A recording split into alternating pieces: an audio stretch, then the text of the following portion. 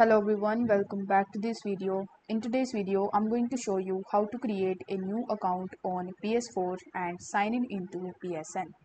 So in order to set up an account on PlayStation Network, you need to go to the account management and select create a new account. Then you need to enter your personal details and preferences and select next on the each screen.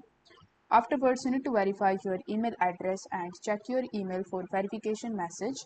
Once done, you need to follow further on-screen instructions in the message to verify your email address.